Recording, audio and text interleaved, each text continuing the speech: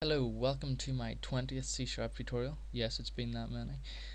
In this tutorial, I'm going to teach you, we're going to take a few steps back and veer away from the Windows form programming which we have been looking at in the past few tutorials.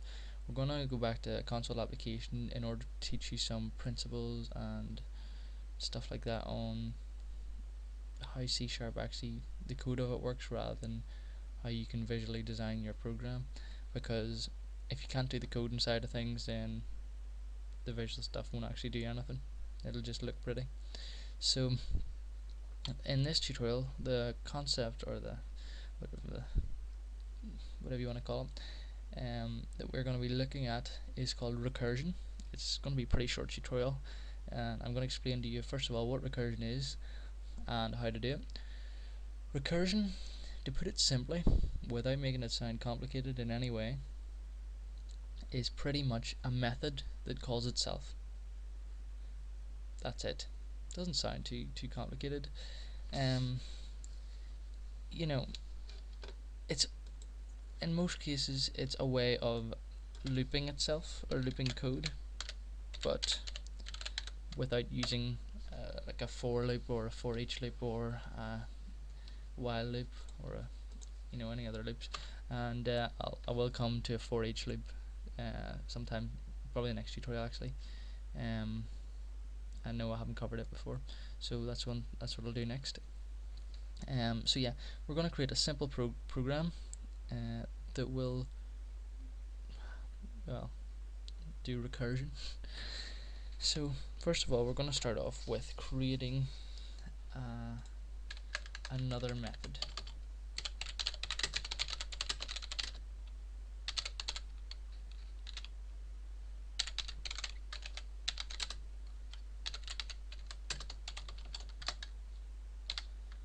Okay, so we've created another method called nextNum, and it has the arguments of a num, or an integer called num. Okay, so what we're going to do in this is we're going to print out, first of all, console.writeLine, print out num. That's the first thing. The second thing we're going to do is we're going to check to make sure num is greater than 0, because if it's not, if we don't have a test in here, it will loop forever, and it'll end up causing an error because the number's too big for the variable or the data type to hold, or something like that there. So we need a test. As with almost every loop, you need to have a condition that will check whenever the loop should end. So in our if statement, or if block, we're going to do something rather different.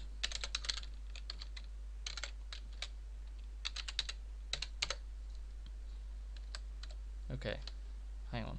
I just called a method, fair enough, and I give it an argument. Well, I give it a piece of maths to do, so what's going to happen is divide num by 2. Nothing overly unusual there, except that the method we're calling is the method we're in. And yes, that will work, that won't cause any errors. So pretty much what it's doing is it gets to here with a number, so say 10, prints out 10. 10 is greater than 0, so we'll do this. Then we'll jump back up to here. Oh, instead of having 10 this time, we've got 10 divided by 2, so we've got 5. And it's an integer, so it won't take 2, or it won't divide 5 by 2 and get 2.5. It'll probably get 2. Okay, so it'll be 5 is greater than 0. 5 divided by 2 is 2.5, but it's an integer, so 2 divided by 2 equals 1, and then it'll go down to 0.5, which will turn out to be 0. It sounds complicated. I just kind of probably explained that really badly, but let's go ahead and call this to start off with. So let's start off with the biggest number, because it'll illustrate it better. And then we're just going to do console.readKey, so as it will remain open. So we run this, and there we have 500 divided by 2 is 250. divided by 2 is 125, divided by 2 is, well, 62.5, but it'll be 62 because it's an integer, and it keeps going on and on and on until it gets to 0, then it stops. Okay, let's make this number slightly bigger, see if it'll still work. Yeah, and it works again. Divided by 2, divided by 2. You know, it doesn't really take that many steps before you get to 0. But the point of this video is just to show you something that you'd probably never have thought of to loop your code. Like, personally, I would always think of using a loop first of all before I would ever think of using a recursion, but it is there for you to use, and it's very useful sometimes.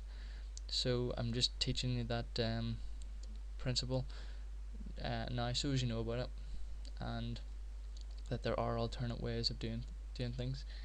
So thanks for watching. Please subscribe and like this video.